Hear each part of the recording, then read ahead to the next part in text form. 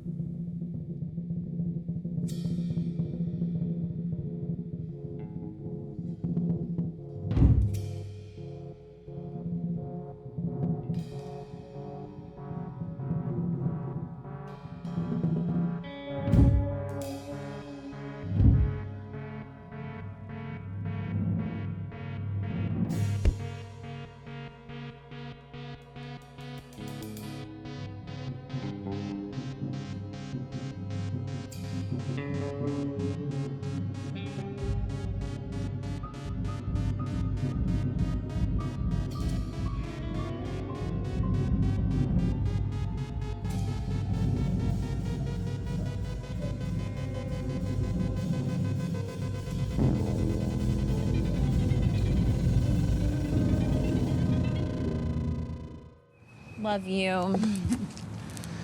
Love you guys. Love you. Thanks for coming. See you Friday. We'll talk about it at lunch.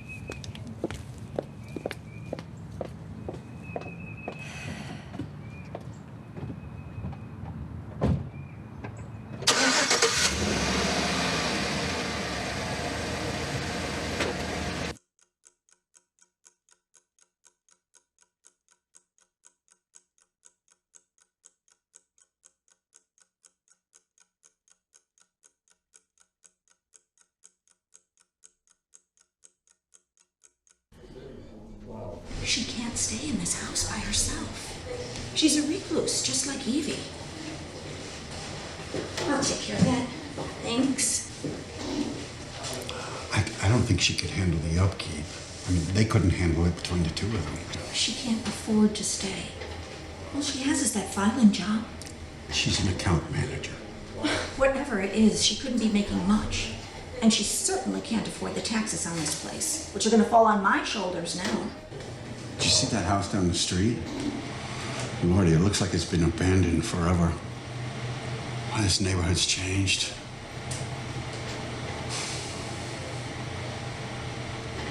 I don't think she should live here alone. The police still aren't sure what happened the other night. They believe someone broke into the house, even though nothing was stolen.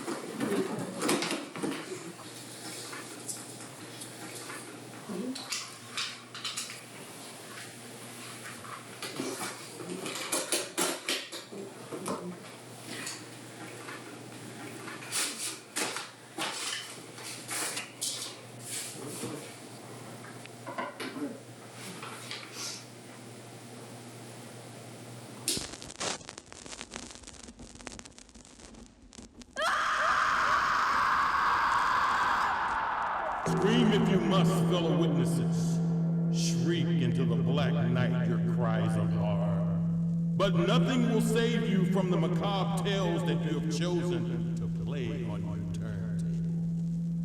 Told directly from the spirits of the angry dead, you will hear their stories of violence, madness, and paralyzing horror. Now that you have entered the realm of the dead, you will never be able to... This is completely inappropriate! Agatha! They will turn it off! With you forever.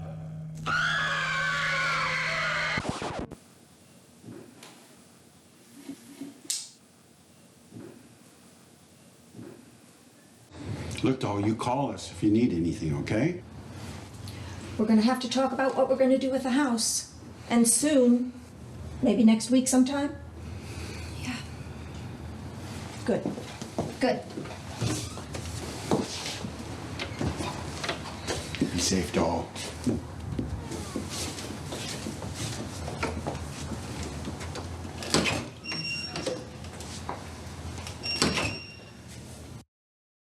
And that's when he saw it.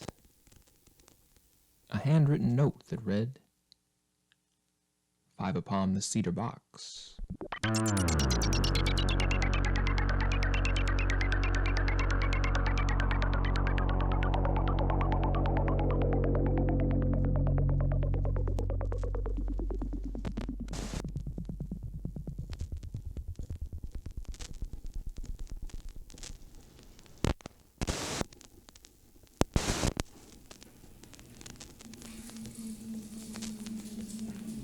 Have you ever seen something happen in your mind?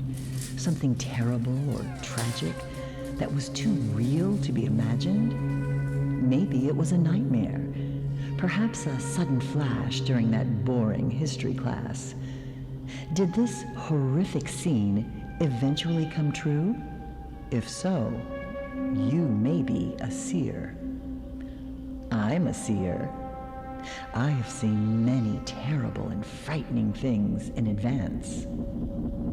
Several years ago, when the days began to grow shorter, my sight took me to an old lake house where 2 young lovers, Jess and Peter, were spending their fall break together. They arrived in the black of night, unaware that someone was watching. Well, here we are. Oh, Peter, it's charming. The lights to the kitchen are around here somewhere. Here we go. Oh, you were right. This was worth the 2-hour drive. And in the morning, you'll be able to see the lake from the back patio. Where is that light coming from? Oh, I think that's the back porch of the Sterling's place. They're an older couple who live here year-round. They're referred to as townies. Not many of them around anymore. Not since... Not since what? Oh, nothing really. There was some trouble several years ago, but that's all in the past. That sounds a little ominous. You're not trying to scare me, are you? Not at all. Jess walked over to the window where the light seemed to have grown brighter. As she glanced outside, her eyes slowly began to adjust to the eerie glow of the light passing through the dark trees. Suddenly, the silhouette of a figure standing just a few yards away from their cabin came into view.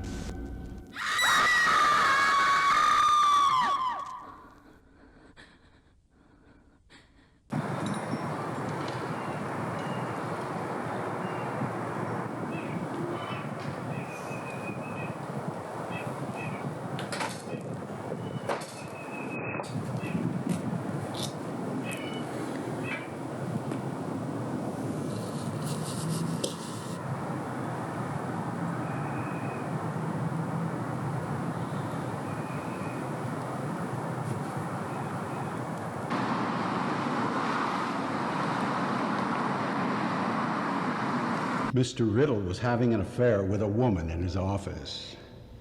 It had been going on for some time, but no one in the office seemed to mind. No one liked Riddle much and appreciated anything that gave him a distraction. I'm surprised to see you here. I thought you were going to take a few days off. I had to get out of the house. Yeah, okay. Want you eat the flowers I sent you? I did. Thank you.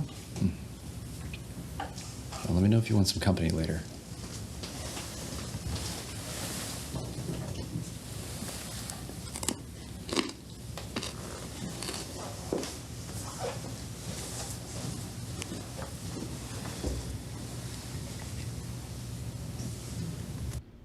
Riddle was a clever businessman, but less clever when it came to concealing his indiscretions from his wife.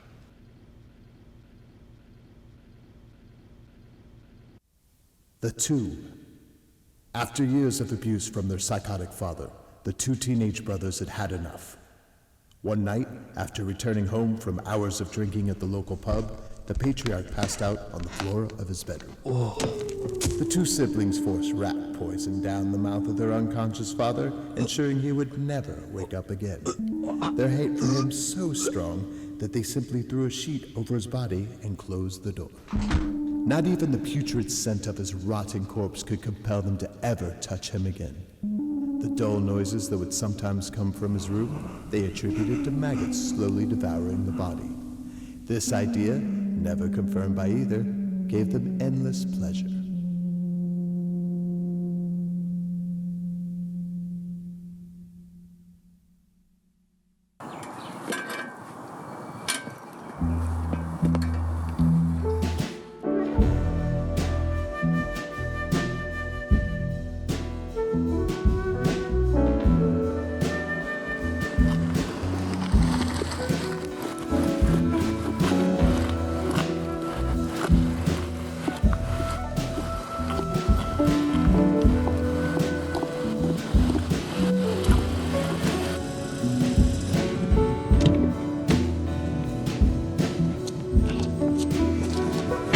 I hear you got a leaky faucet.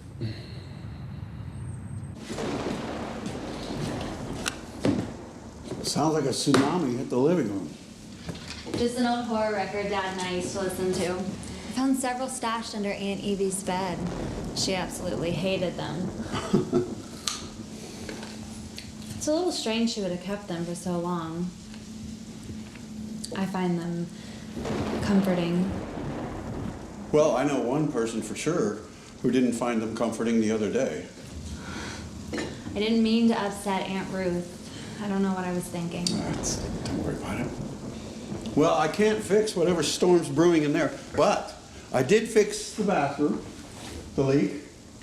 You needed a seat washer.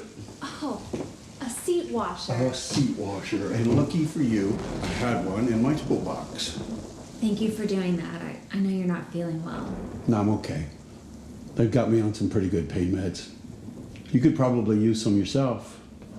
My foot's okay. It's feeling better. Have some food. Do you have any of that cake left that Miss Mustin brought? I do.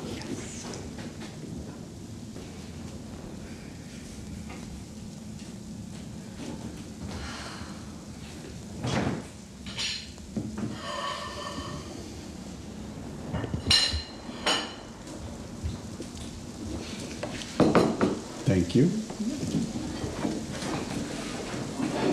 So, when's the knee surgery again? Couple days.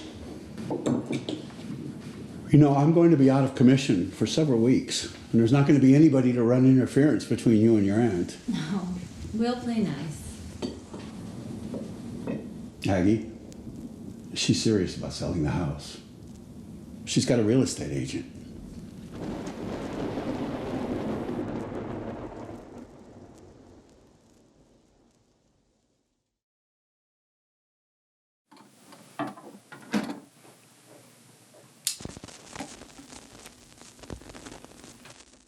Franklin and Eleanor Perry had seen better days. The geriatric couple, both in their late 70s, had watched their only son grow up and move away, rarely to be heard from save the odd holiday. Retired, the couple holed up in their deteriorating home, watching the neighborhood shrink and fade around them. Lately, Eleanor had begun to sleepwalk, carry on lengthy conversations with herself in the dead of night. Often, Franklin would find her in their son's old bedroom, kept exactly how he left it before college, talking to him as if he were there. One rainy night, well after midnight, Franklin was awakened in his bed by a distant voice. He turned to find his wife missing. This was not unusual. In fact, it was happening ever more frequently lately.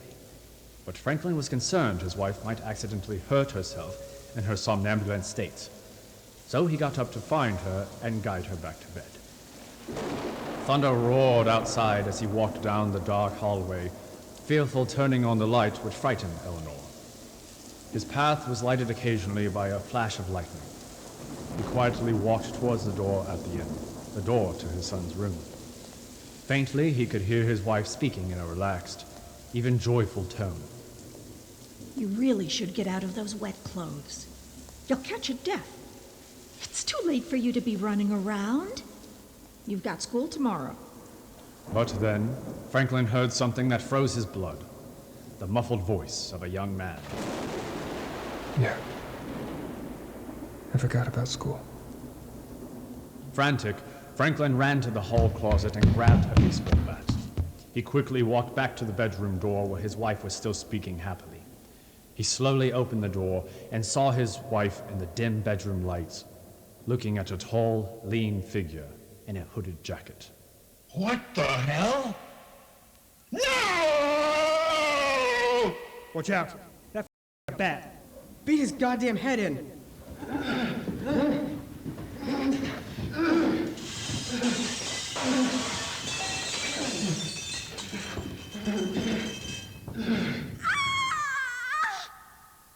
Who are you?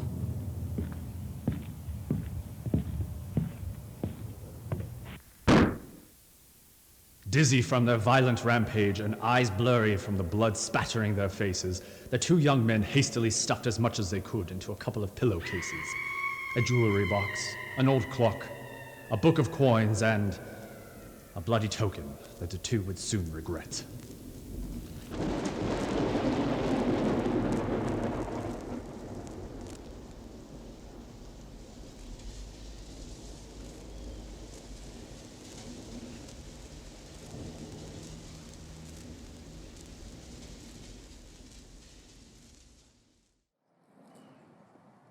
What's going on? Like, this doesn't happen in our type of neighborhood. Like, what's going on here? Right, I'm not exactly sure. We got detectives who they're going to figure it out, and we'll be able to put out a statement. They were in their garden yesterday. Right, and I'm sure that investigators are going to do their job, but we just got to keep everybody out right now, and we'll be able to give you a statement here in a little while. But right now, it's an ongoing investigation, so we can't really talk much about it.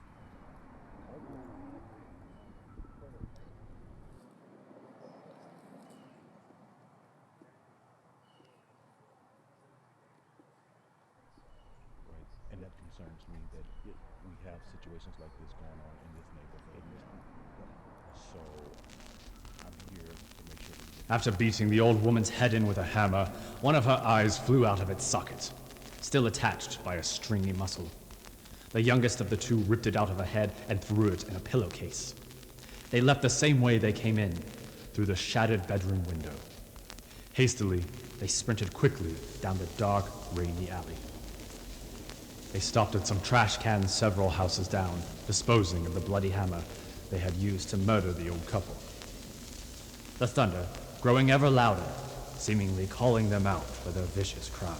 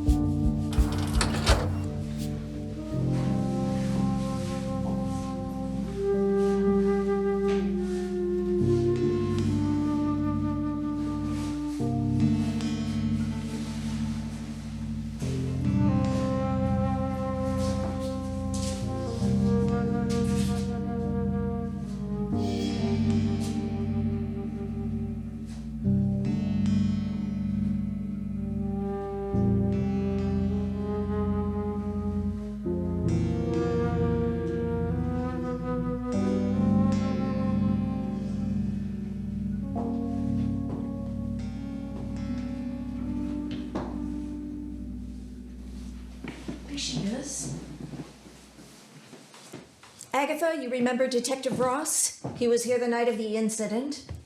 I do. How are you, Detective? Miss Black, I'm doing well. Sorry to barge in on you like this, but you're a hard person to get a hold of. Finally got in contact with your aunt. Who still uses a rotary phone? One with no answering machine. This is an old conversation. One certainly worth having, especially after the incident last night. Are you aware of what happened to your neighbors down the street? The Huitts? Yeah, I don't know the whole story, but... They were killed, Agatha. They were murdered last night in their own home. And someone broke through a back window, and we think it was a robbery that was interrupted. Detective Ross says that the bodies were butchered beyond recognition.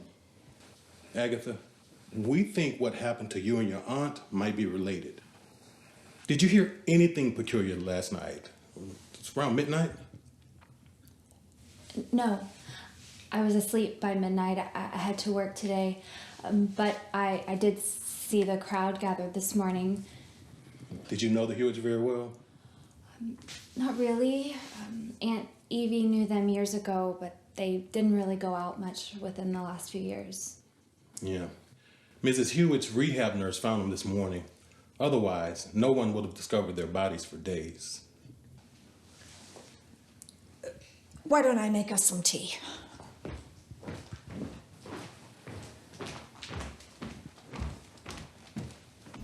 I'm very concerned that someone in the neighborhood is responsible for these break-ins.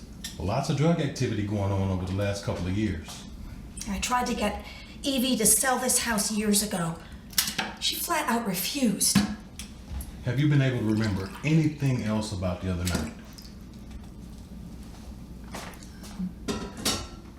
I just remember being awakened by Aunt Evie's screams. She was screaming. And then I heard her yell out my name. I grabbed the knife that I keep under my bed. And why would you keep a knife under your bed? For protection. Aunt Evie insisted on it. She had one too. She was always afraid of someone breaking in. She was afraid of a lot of things. That she was. I ran out into the hallway.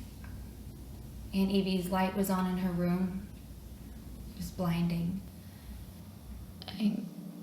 Maybe there was a figure moving in the light. I don't remember. Side 2. The patients had taken over the Brandice Asylum. They had murdered the entire night staff with their bare hands, leaving the sterile white hallways spattered with blood. Dr. Raglan and Nurse Thomas, the only two staff members left alive, had locked themselves in the basement, hoping their hiding place would go unnoticed, hoping the frenzied psychotic mass would disperse. The screaming stopped. That was Carol. I know that was Carol. What did they do to her? Keep it down, Nurse Thomas. They'll hear you. Some of them were eating flesh. Must have been those new drugs Dr. Price began to administer yesterday. It's only a matter of time before they find us. When they do, they're going to pull us apart. Dr. Raglan tried to place his hand over the frightened woman's mouth, but she moved away, knocking over a shelf of supplies. The blood-crazed patients heard the loud crash and began to make their way towards the basement. Argus knows where the keys are. Oh, I can hear the keys rattling. I can smell the blood. Help me push the shelf against the door. It's our only way to fend them off. It's too late. I can hear the keys. I can smell the death.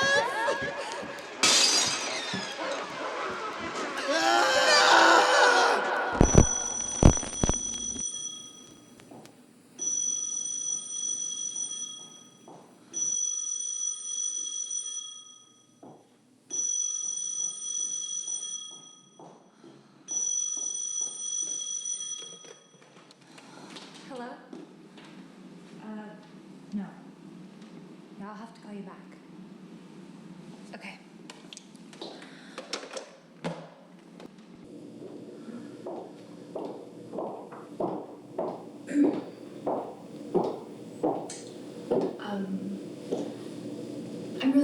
exhausted.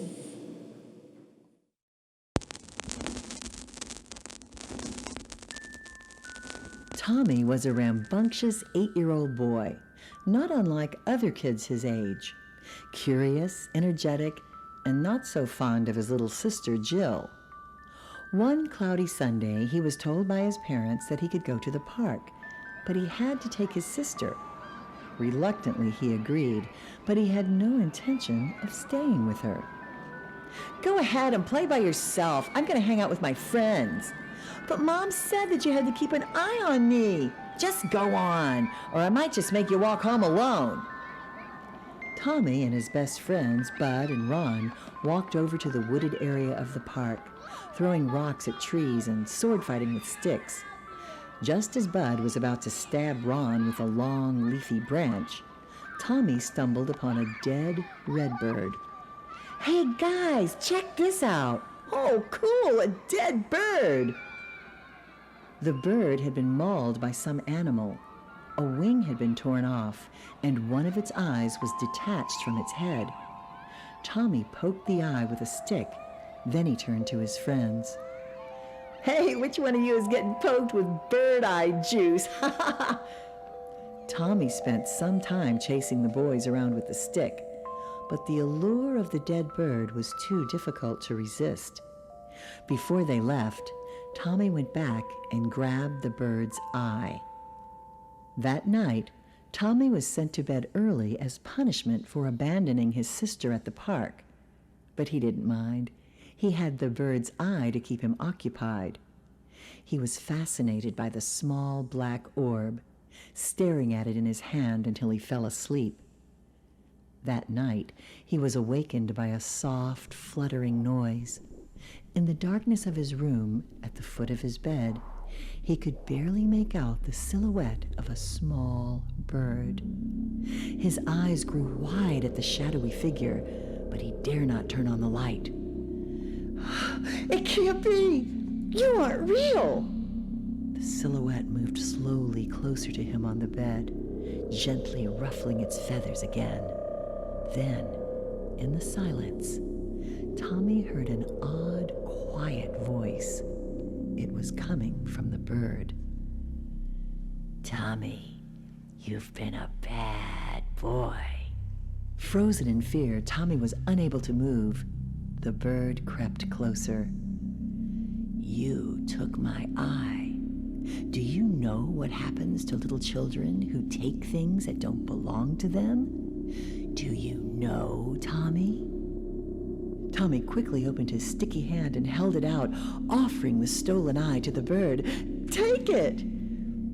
"Oh dear, that's not why I've come to you. I am dead, you see, and I no longer need my eyes. I asked you a question, Tommy. Do you know the answer? Or shall I just show you?" "Shall I show you?" The boy.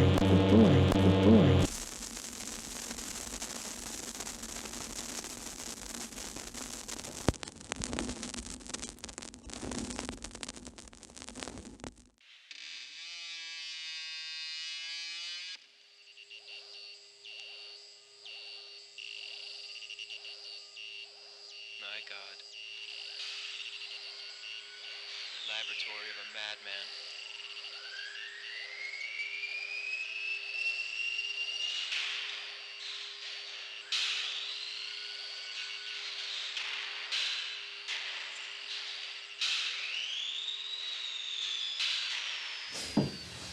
I'm sorry.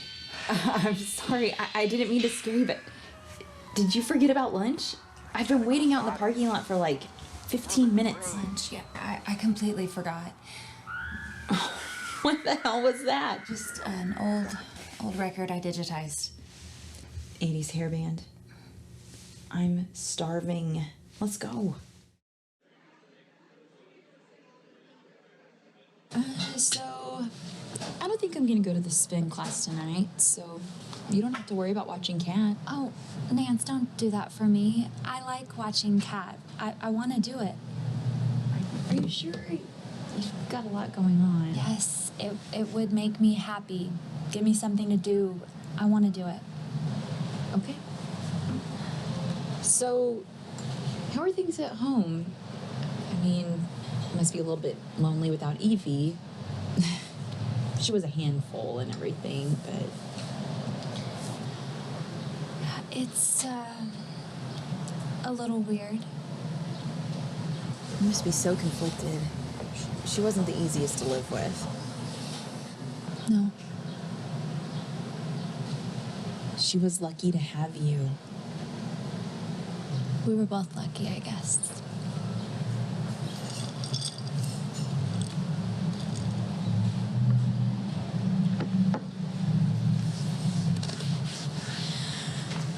Ruth wants to sell the house. Maybe that's not a bad thing. I don't want to sell it, Nance. It was Dad's house. It's my house. The neighborhood has changed, honey. You still don't even know what happened with Evie. Don't the police think she caught someone trying to break in? Oh, God, did you hear about the old couple who were murdered? Like, yesterday. They lived in your neighborhood. The Huitts. Yeah, they lived a few houses down. What the fuck? Come on, Agatha. Bad things happen all the time, Nance. All around us. There's scary stories in the paper every day. Yeah, sure. Horror all around. But old people murdered within walking distance. It's unsettling, Nance. Aren't you afraid to live in that old house all alone? Aren't you frightened? Okay, video zombie. It's time to paint. Oh, I'll be right back.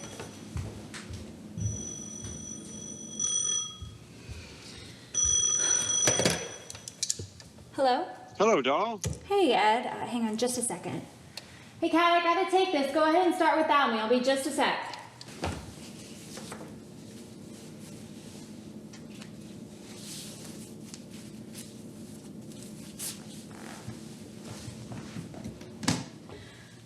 You ready for your big day?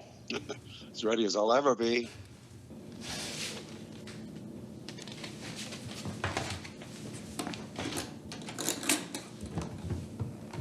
Okay, I got it. So you said room 310? Yes, ma'am.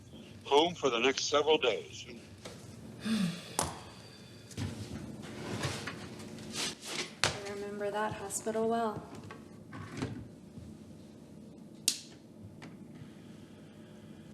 They've added another wing with a 24-hour cafe. Images. What are the signs of Halloween? Aggie, I heard about what happened to that couple down the street. The Huitts? Yeah, it's very disturbing. Hang on just a sec.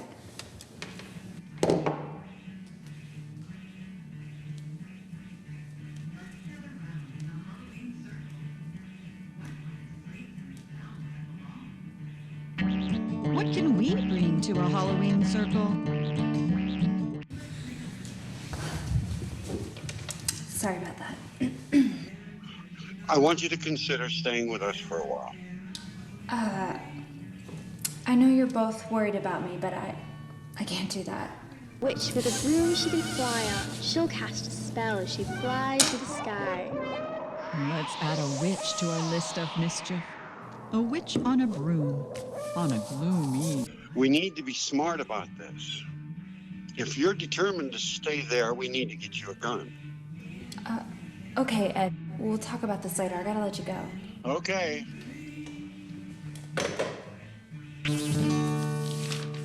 I'll bring a ghost to a moan and boo-hoo. My ghost is sad because he's afraid of the dark.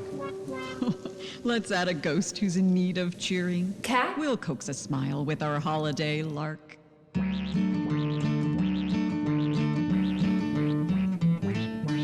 Jam is mixed in our Halloween ring. Tell us, Sarah, what will you bring? I'll bring a cat who is mad at the moon, fluffy with fur that is black as night. Oh, pity a kitty cross with the moon. His hiss and yowl sure to give you a fright.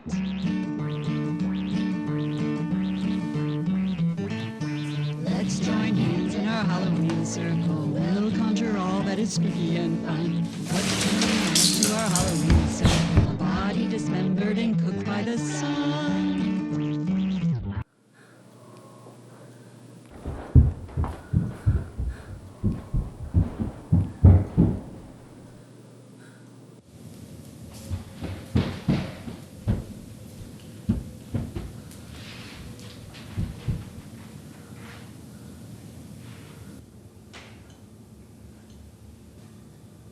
Cat?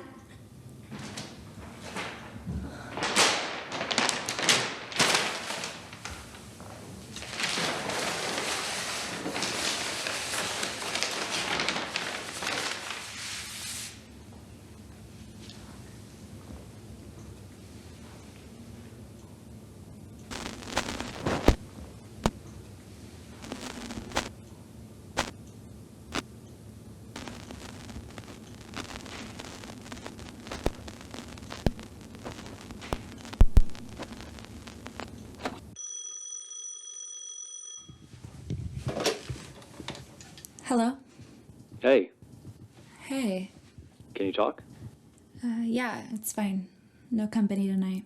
No? That sounds lonely. Would you like some company? Yeah, I think I would.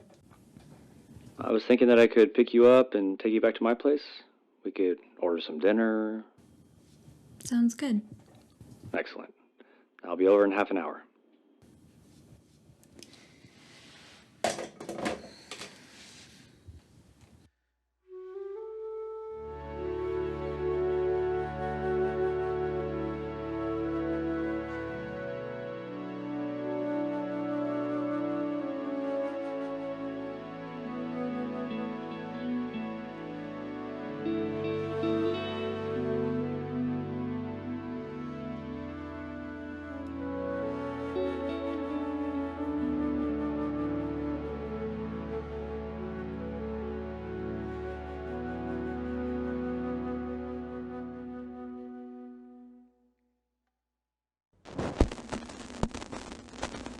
Anna had returned from her trip a day early, the long, dark drive back from the airport giving her time to prepare for her husband's always unpredictable reaction.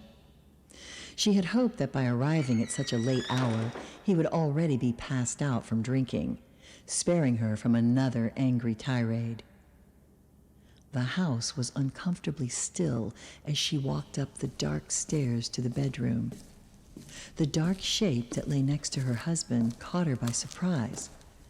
She had seen the figure before, but only in her dreams. Only on nights when the beatings were bad. The figure suddenly sat up and looked at her in the darkness. The urge to flee the house was strong, but the figure was aware and was too close to Anna for her to escape without confrontation. But maybe if she hid and stayed quiet as death, the dark figure would not find her. Maybe if she disappeared into the shadows, she could escape once the sunlight broke through the windows. The dark figure would be forced to find refuge in the thin black cracks within the walls.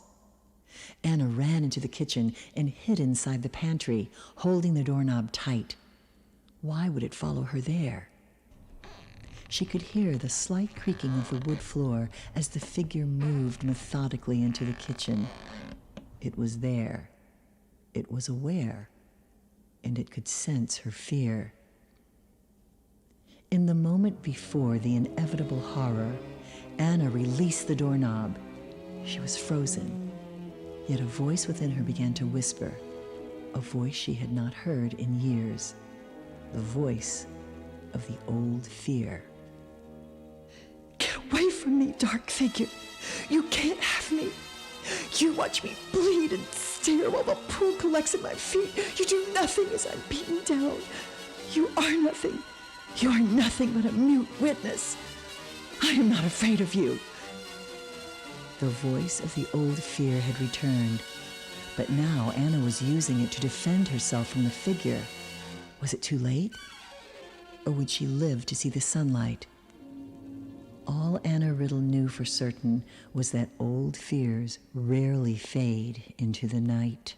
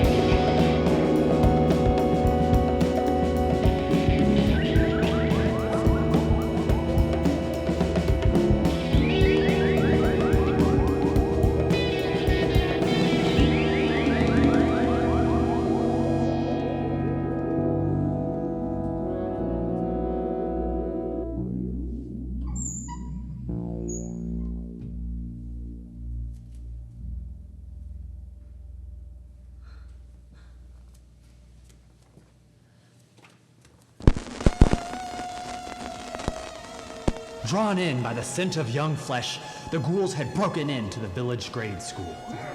It was night, and there were no students or faculty in the small building, but the creatures could still smell traces of flesh. Angry that they could not find the children, the ones who had disrupted their sleep that morning in the old church, they began to tear up the rooms in a frenzy of violence. They knocked down shelves and desks, books and papers falling askew on the floor.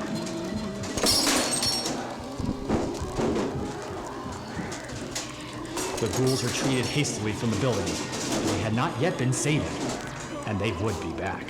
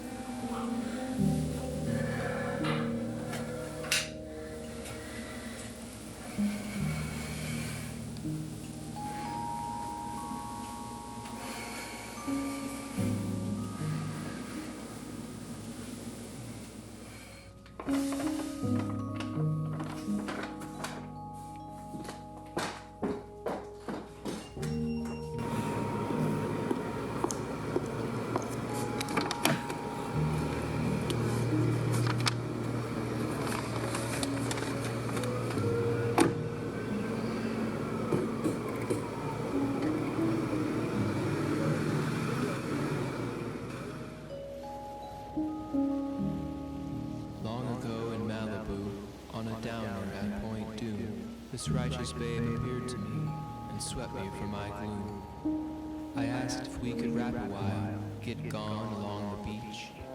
She took my hand and led me to a love just out of reach. Dark and fair, exotic stare, she charmed me in the night. Her floral mini dress was key, her bar was out of sight. Poetic, vague, and winsome, dancing round my third degree. I should have known to up and split with this lingo laid on me. Be cool,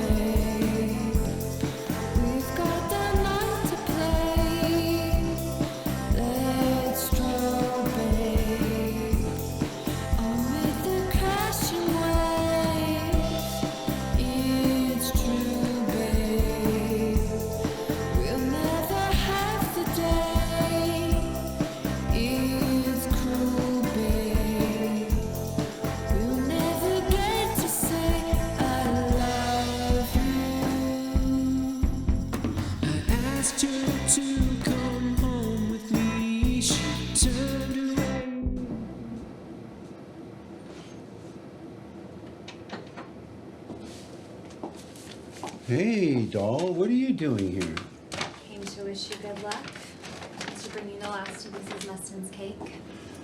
Well, that's very sweet of you. I'm sure you have much more important things to do than visit your old uncle in the house of pain and suffering. I couldn't let that cake go to waste.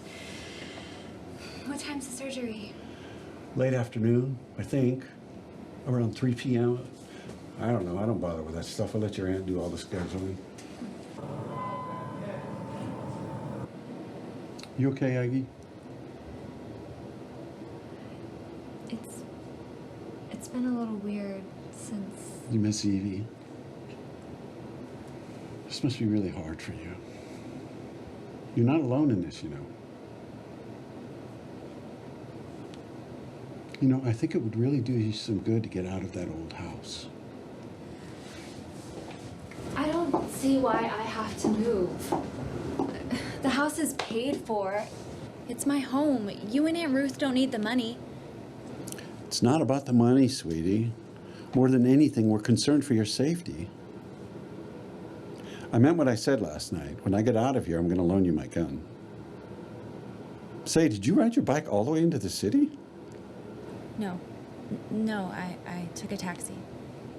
Why didn't you have Aunt Ruth bring you? I just decided to come this morning. It's fine. You need to get your license.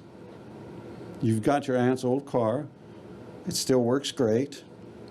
Things would be so much easier if you could learn to drive. Yeah. Why don't you learn to drive?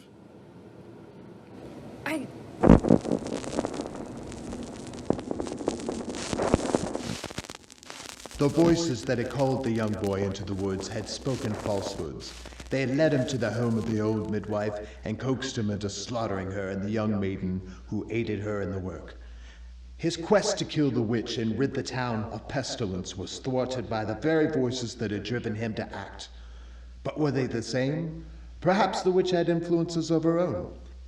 The demonic laughter had chased the confused boy out of the cottage and into the stormy black night. The warm blood covering his body quickly washed away by the cold rain. The voices that warned him, the voices that informed him, were they all of the devil? Had it all been a ruse? Now he would return to the bishop, and he would not be able to answer the questions. Though the guilt was so great, he was compelled to kill himself. He knew he had to return. The bishop had to know he had failed so that another could be enlisted to vanquish the witch, wherever she might be. 2 days later, the boy, nearly incoherent from his walk, entered the bishop's church. The boy walked up to the seated bishop, whose eyes were weary from witnessing the sickness and death. Do the voices still beckon? The bishop asked. No, Your Grace. Does the witch still walk? I am sad to say she does. Are you still frightened? Yes. Oh, God, yes. I am still frightened. God help me, yes.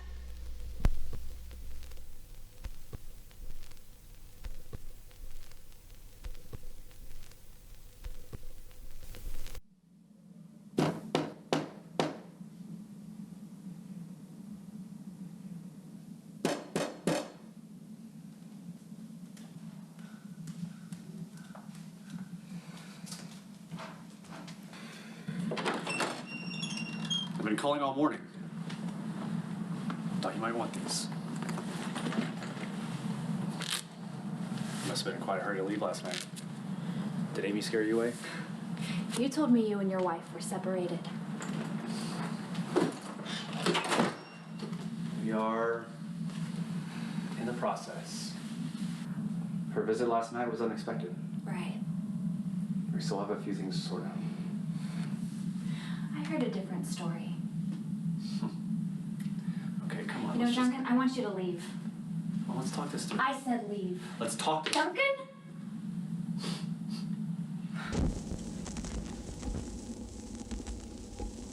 The uninvited. The vampire entered Victoria's family home with an insatiable thirst. But in his haste to feed upon the fragile woman once again, he neglected to wait for an invitation. True to legend, a vampire must be invited inside a home before they can enter. If they come inside without consent, they can be very vulnerable. He attempted to earn Victoria's sympathy by blaming his behavior the previous evening on a genetic disorder, but the young woman knew what he was and fled the room. The vampire, weak but insatiable, walked further into the house, his gait sluggish as the ages-old curse made every step heavy and labored. Lumbering down the hallway, the vampire could smell the pungent odor of her blood. It led him towards a closed door at the end of the hallway.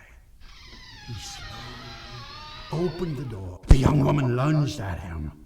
Victoria charged at the creature who was frozen at the sight of the Christian symbol. Then, with all her energy, she managed to pierce the vampire's chest with the stake, barely missing his heart. The stunned creature bolted away from her, crashing through a window and flailing, hissing angrily into the dark.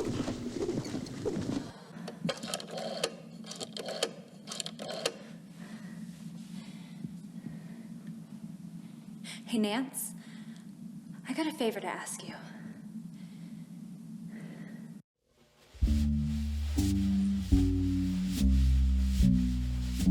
Okay, we're going to make a right at that parking lot right there.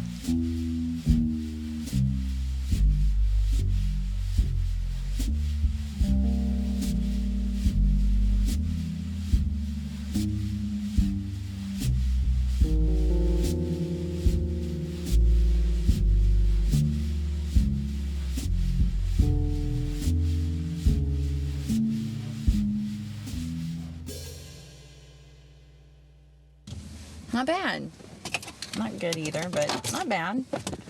Considering I didn't hit anyone or break anything. You did good, kid. I'm really proud of you. This is the perfect place to practice. You have no idea where we are, do you? It's a little familiar. This is where your dad's record store used to be. Oh, it's changed so much, but yeah, I see it now. Remember walking from school and getting Pop Rocks and a soda at the grocery store? Which used to be right there. And then we just spent hours listening to music with Dad until it was time to close the store. Your dad. Mr. Black was such a neat guy when he wasn't blitzed out of his mind. He had some bad days. It's Kat. Boy, that was a dumbass idea to get her a cell phone. What's for dinner, Mom? Crackers and soda water. Hey, Nance, was Kat okay last night when she got home? She was fine, but Doug was a little upset when he heard about the Huitts, and he wasn't happy that I dropped her off at your house, what with all the murdering, you know. Understandable. Doug can just wait to get stoned after she goes to bed on Friday. I don't think I'm going to be there much longer anyway. Ruth is fixated on selling the place. It doesn't matter what I have to say about it. Ruth is a grade A. Yeah, but A. All the keys. You know, I don't think your dad would want you living there all by yourself. Actually, I think he would.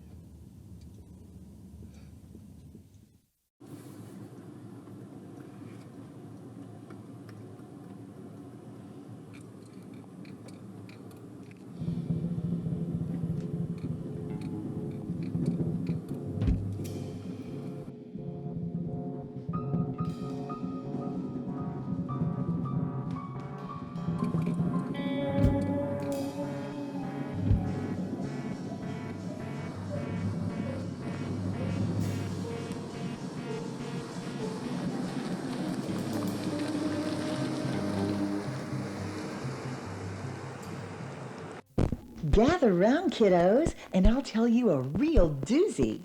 This story is called That Spooky Old House Down the Street.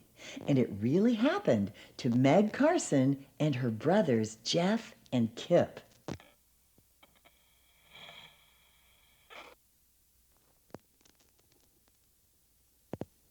One chilly fall day, while Meg was sewing a new dress for her high school formal, her brothers ran inside the house in a panic. Meg! Meg! What on earth are you yelling about? Meg, Patches is trapped inside that spooky old house down the street. Are you sure, Kip? Jeff and I both saw him in the second-story window. Poor guy was meowing his head off, but no one can hear him. Gosh, how did he get in there? I sure don't know, but we can't just leave him. Well, if he got inside, he can find his way out. Meg, that place is haunted. Ghosts and creeps and other things live there. Everyone knows that. Silly boy, there's no such thing as ghosts. That's the old Davis place. That sweet old couple used to have a spook house every Halloween. You're too young to remember, but the neighborhood kids loved it. That's the only reason for the creepy reputation. Since Meg was left to watch her brothers while their parents were spending the day in the city, it was up to her to decide what to do. She ended up agreeing to rescuing their beloved cat on one condition. You two will have to do the dishes tonight so I can finish my dress. Gosh, sis, you drive a hard bargain. We'll do it. We can't leave Patches in there alone. Why, he might just die of fright. You two and your silly superstitions.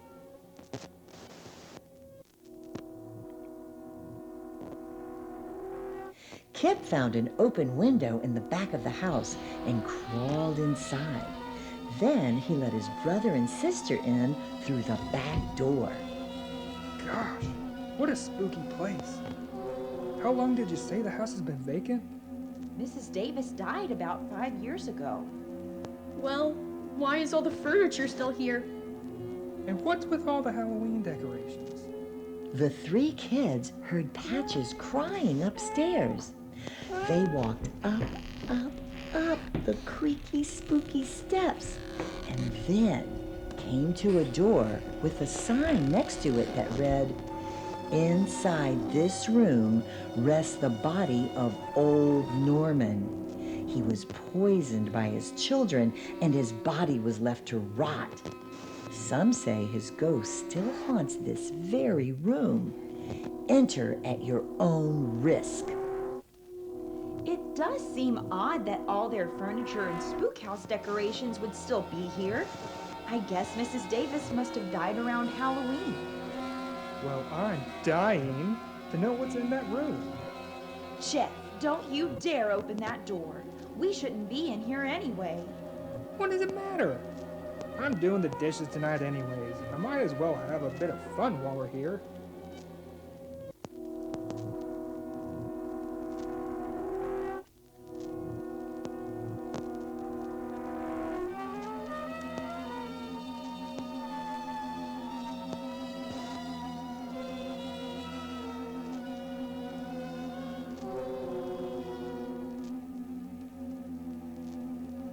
Jeff opened the door where a large bed framed with bed curtains filled the small room. He rushed over to the bed.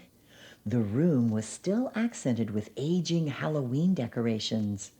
Fallen streamers stuck to walls next to paper witches and jack-o'-lanterns.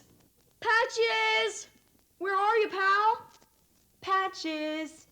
Oh, Patches! I'm sure he's upstairs. That's where we saw him earlier.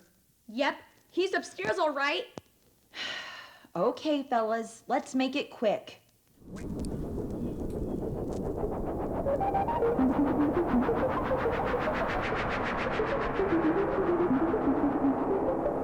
It was the old vacant house at the end of the street, the house that no one dared to enter. When the neighborhood kids would approach it, they would whisper, "Ghost house," before running quickly past. Late at night, some folks would say, they could see a faint light in the attic window. Was it just the eerie glow of an antique mirror catching the light of a street lamp? Perhaps. But perhaps not. It's easy to reason away such simple occurrences. A dim light, a creak in the night. But when Arletty Lawson saw the distinct figure of an old woman staring out the front door one cold and windy fall night, reason was lost to the wind.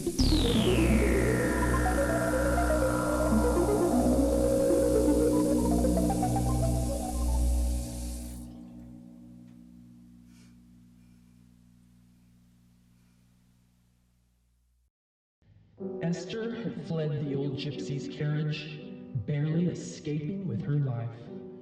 Though she had stabbed the evil woman in her black heart, she sensed that she was still alive. But how could she be? How? She had plunged the knife deep into her body. But as Esther ran through the sleepy village, she knew intuitively that the cursed old crone was still alive. It was true. Esther was a seer, and she could see it. It's in my name, so I have final say in what happens to it. It's our family home. What would Dad and Aunt Evie say?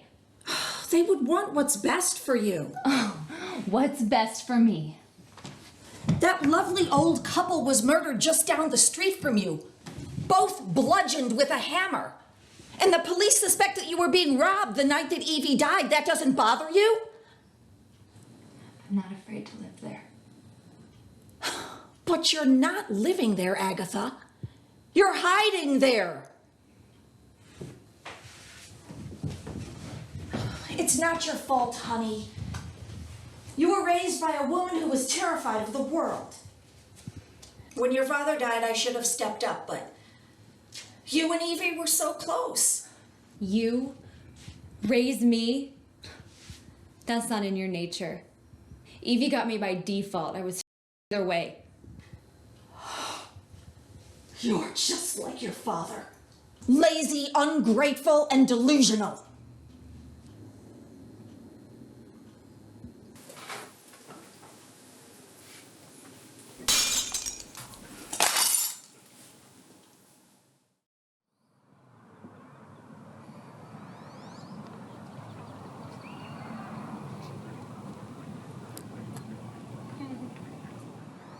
I've found a realtor, and we're proceeding with this next week.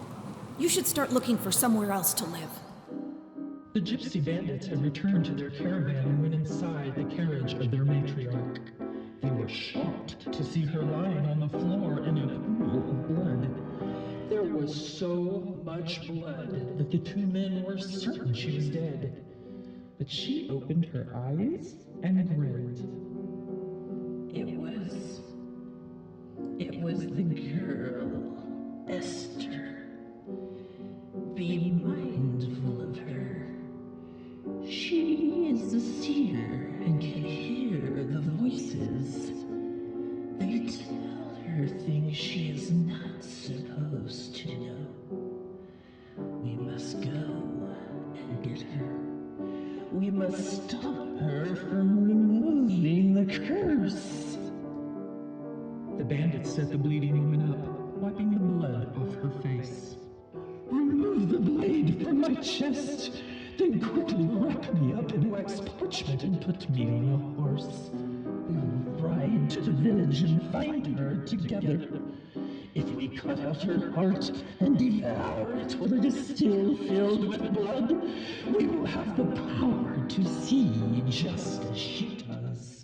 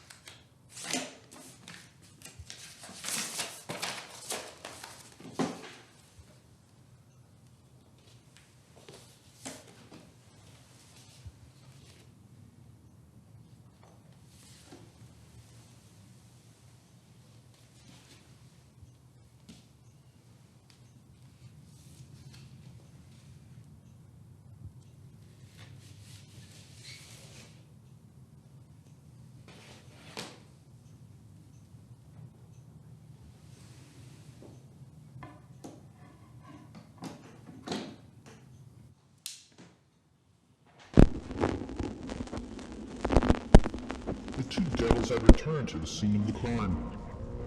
They had returned, but they were not alone. They knew the seer had been in their homes and had discovered their secrets. She had hurt the woman they knew intuitively was their mother. Or perhaps she was just a crack whore that their father had favored. They would never know, and she would be dead soon, but she would die in the home of the seer.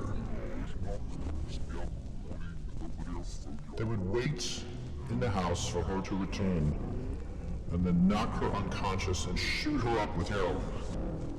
They would kill her slowly in front of their dying mother. Then, the devils waited upstairs in the room where they had awakened the old woman weeks ago. The old woman they had killed from fright. They sat on her bed and shot up the heroin they had found earlier that day. A bag of heroin that their father had hidden months ago. Heroin from a bad source that had already killed several people, and you knew it was toxic, didn't you, Agatha? Clever girl. You rewrote the story. Her voices told you it was poison, and kill you. But even now, as they wait for your return, they are dying themselves. Daddy's frightened little girl. Auntie's busy caretaker. There's more to that troubled character, isn't there? The devils are waiting, Agatha. Dying but not dead. Can you finish the tale, clever girl? Or are you afraid of what the needle might conjure?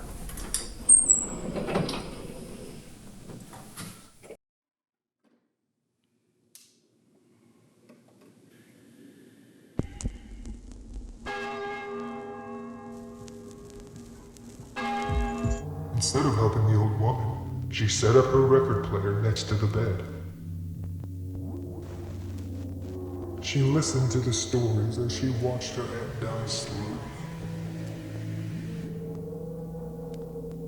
A chorus of witches singing the bitter old woman into the blackness.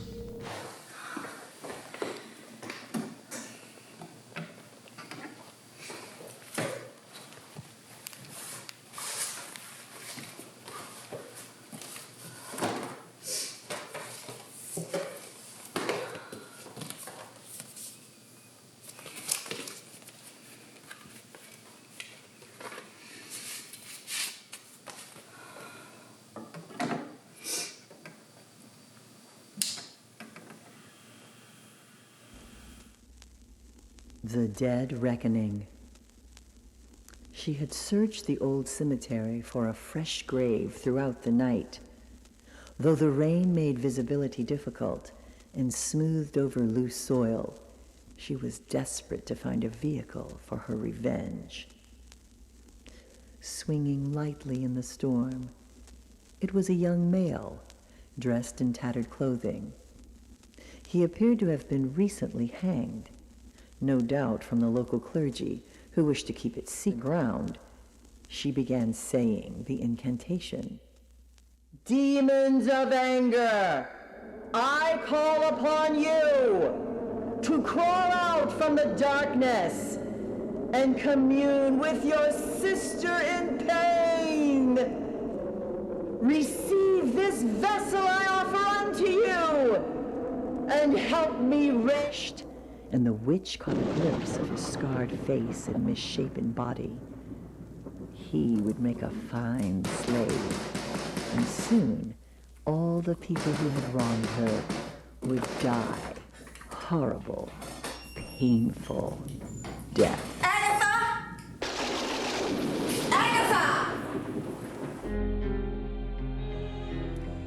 Agatha!